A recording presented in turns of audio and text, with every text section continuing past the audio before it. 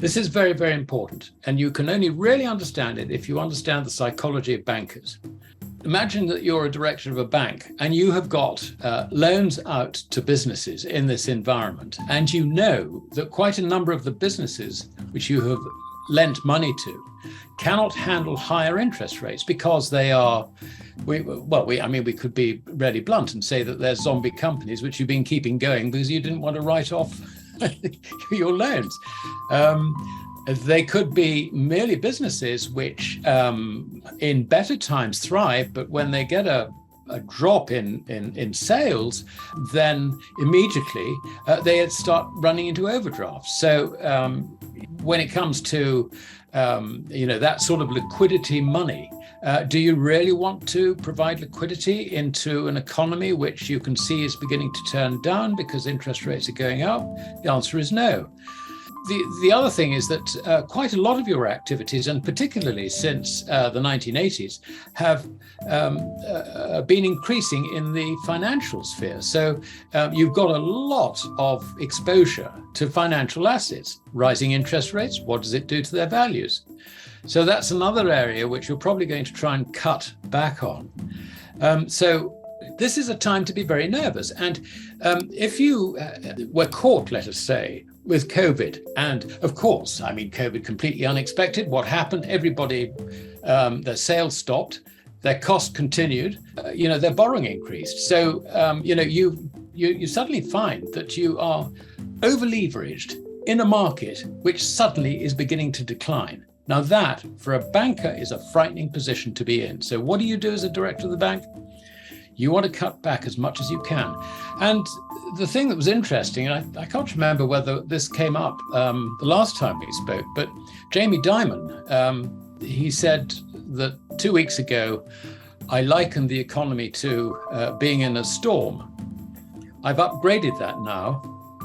As far as I'm concerned, we are in a hurricane.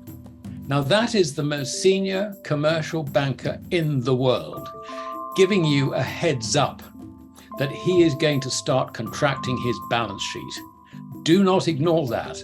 And nor will all the cohort of bankers around the world. They will know exactly what he said. And if they hadn't already arrived at the same conclusion themselves, they have been told by Jamie Dimon that this situation is getting worse. Therefore, contract your balance sheets.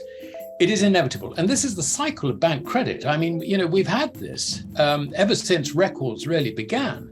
It was particularly violent in the first half of the 19th century. It smoothed out a bit after the 1844 Bank Charter Act, which was a major piece of legislation.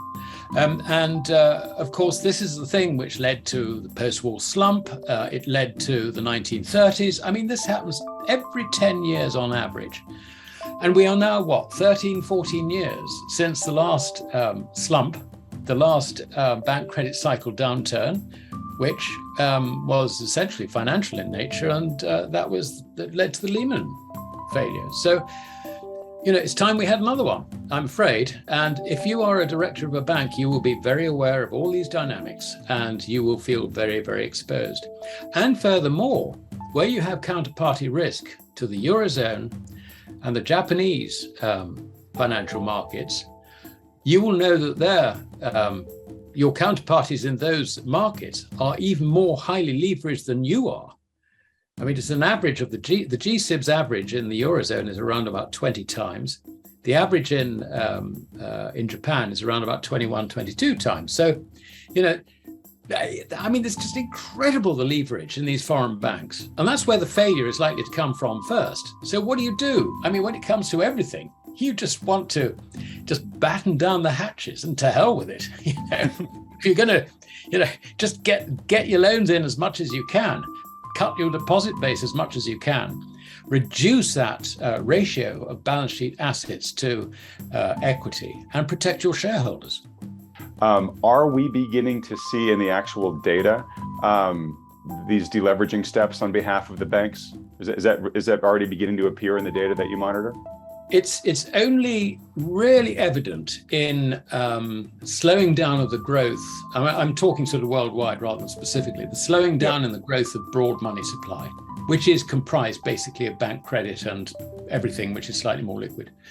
So yes, we are seeing signs of it slowing down, but we haven't yet really got the signs that this is really going to crash. But I have no doubt that in my own mind that is the direction in which it's going. So you would think that banks would tighten lending policies, meaning they'd be letting fewer loans, they'd be making fewer loans right now, given their concerns. You would think they would probably trying to call any loans that they could, right? Just so they're not having them out there. I guess this is the type of behavior that you're expecting to see a lot more of over the coming months, correct? Yes, that's absolutely correct. In fact, you can see it already in the figures issued by NASDAQ on margin debt for financing financial positions or positions in financial assets. I mean, that has been contracting very sharply in recent months.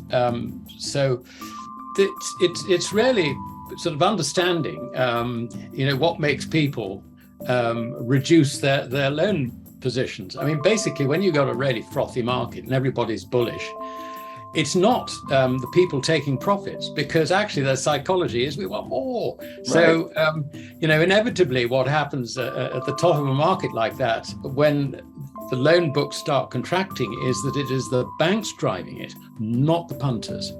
And obviously it's not a pure argument. I mean, there's a bit of both, obviously, but I would say that overwhelmingly the banks, the brokers would be pulling in loans rather than the reverse. And, so when you see, sort of positions beginning to go sour, I think that they would tend to act very, very quickly on the margin in order to try and close positions down. So it's an interesting question, because we tend to think of margin loans only really being on the bull tack, but we do know that hedge funds have been shorting it and have recently been squeezed, which is why the equity market has been so strong in the last month or 6 weeks. So, either way creates a loan situation which would be reflected in the NASDAQ figures. But by far the bigger determinant is the use which the public put on that money in terms of its use value. So to give you an example, if they decide to dump the currency completely in return for goods and services, then it becomes completely worthless, despite the changes in the quantity of money which may or may not happen. And I think that at some stage we are likely to see this played out in quite dramatic form. And the reason I say that is that when you get a very severe contraction of bank credit, it inevitably leads to banking failures. It is the job of a central bank to try and ensure that these banking failures do not happen and they do not impact on members of the public. So what you're going to see is the currencies being debauched in order to protect the financial system, if I can put it that way. And I've said this so many times until I'm blue in the face. The prime example of this was John Law in 1720 France, when he printed credit in order to buy support shares in his Mississippi venture. And it got to the stage where it no longer began to work. The shares sank despite that. But what happened was that he destroyed the currency in the process.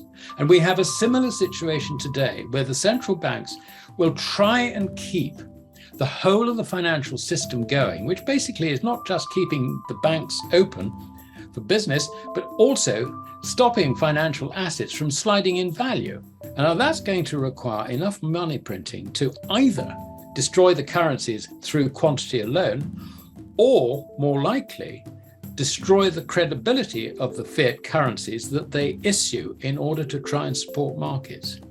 And that, I think, is really where we're going with this. We are in a situation where the major banks are very highly leveraged. And when that happens and things start deteriorating in terms of the outlook as far as bankers are concerned, then they start contracting their balance sheets. Now, the reason this matters is that GDP is actually it's driven by bank credit. It is the spending of bank credit. The amount of cash spent, because you've got two elements of credit in the economy in terms of circulating media. You've got dollar notes and coin, which are token coin. They're not real. They're not real coins. And you've got bank credit. And if you take out the overseas portion, and funnily enough, I was looking at the numbers this morning, you can pretty much halve the level of cash notes on the Fed's balance sheet as liabilities to arrive at a cash figure for the domestic US economy. Now, that being the case, then 5% of it is cash, 95% of it is bank credit. So what happens when you get a contraction of bank credit? GDP contracts. Now, bank credit feeds not just GDP, but it also feeds the financial sector, the exchange of financial assets, the ability to hold on to financial assets. So it does two very, very important things. But if we concentrate on the on GDP for the moment, a contraction in bank credit to take them back to more normal times, I think means that it should, in theory, mean that GDP contracts by something like $4, $5, maybe $6 trillion. Now that's a massive hit. That's a massive hit. And that is without anything happening from abroad, because we've got systemic risks from abroad as well. So I think it's terribly important to understand what this GDP number is. It is not a reflection of economic performance, economic prospects, economic progress, whatever the Keynesians and the macroeconomists believe.